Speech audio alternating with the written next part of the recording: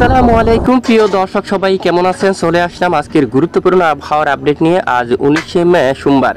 দেশের উত্তর দিকের বেশ কিছু এলাকায় প্রচণ্ড কালবৈশাখী বজ্রসহ বৃষ্টিপাতের সম্ভাবনা রয়েছে। আজ পরবর্তী 24 থেকে 48 ঘন্টার মধ্যে দেশের মধ্য অঞ্চল থেকে শুরু করে উত্তরাঞ্চল, দক্ষিণাঞ্চল, ভারতের পশ্চিমবঙ্গ সহ উত্তরবঙ্গ, আসাম, ত্রিপুরা এবং বাংলাদেশের 64 জেলার মধ্যে কোন কোন জেলাগুলোর উপর ভারী থেকে অতি ভারী বৃষ্টিপাতের সম্ভাবনা রয়েছে তা জানিয়ে দেওয়া হবে ভিডিওটির মাধ্যমে। তো জানতে হলে ভিডিওটি শেষ পর্যন্ত দেখবেন, ভালো লাগলে লাইক করবেন।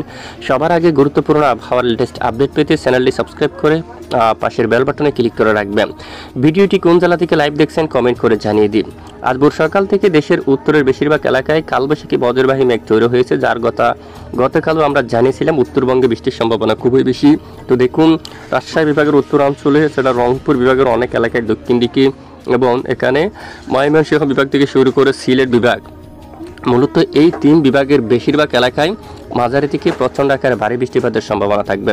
এদিকে দেখুন মহাদেবপুর, তারপর বগুড়া, গোড়ারঘাটের দিকে, এখানে রাজীবপুর, গাইবান্ধা, এখানে রংপুর, তারপর ময়মনসিংহ বিভাগ, তারপর এখানে ফুলপুর, নালিতাবাড়ি, জামালপুর, দালু অঞ্চল, বাগমারা এবং নেত্রকোনা সহ পেনারবাগ, বিশনবাপুর, জগন্নাথপুর, চাতকবাজার, সিলেট, বালাগঞ্জ, কুলাউড়া, বড়লেখা এবং চরকায়, জাকিগঞ্জ, জাইন্টিয়াপুর এই সকল জেলায় দুপুরের আগে আকাশ প্রচণ্ড মেঘাচ্ছন্ন হতে পারে, সঙ্গে কালবৈশাখী বজ্রবিদ্যুৎ সহ বৃষ্টিপাতের সম্ভাবনা থাকবে।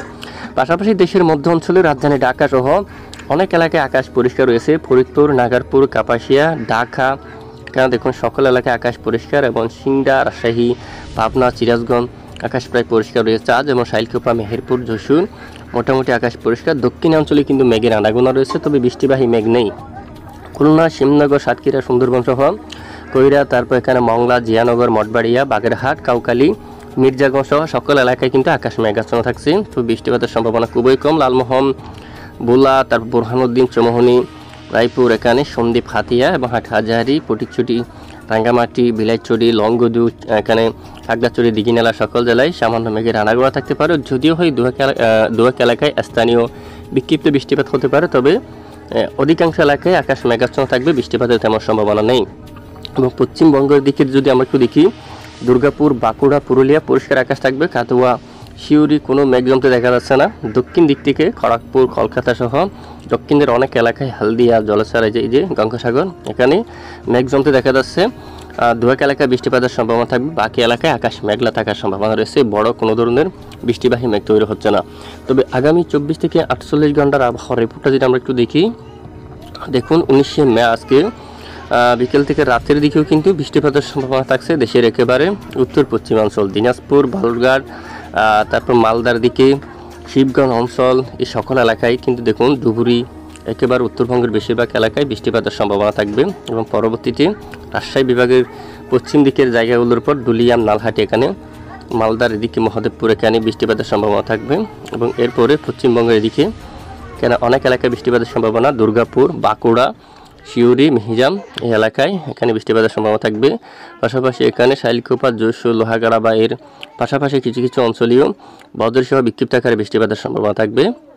এবং আগামীকাল মঙ্গলবার 20শে মে নাগাদ উত্তর দিকের জেলাগুলোর উপর বৃষ্টিপাতের সম্ভাবনা থাকবে। নতুন করে রংপুর, ময়মনসিংহ, সিলেট বিভাগের বিভিন্ন এলাকায় ক্ষুদ্র ক্ষুদ্র করে, এছাড়া অনেক এলাকায় শক্তিশালী কালবৈশাখী মেঘ তৈরি হয়ে মাঝারি থেকে ভারী বৃষ্টিপাতের সম্ভাবনা থাকবে। বালুরঘাট, মহাদেবপুর, বগুড়া, গোড়ারঘাট, রাজীবপুর, গাইবান্ধা, সরিষাবাড়ি সহ ময়মনসিংহ সকল এলাকায় বৃষ্টিপাতের সম্ভাবনা থাকবে।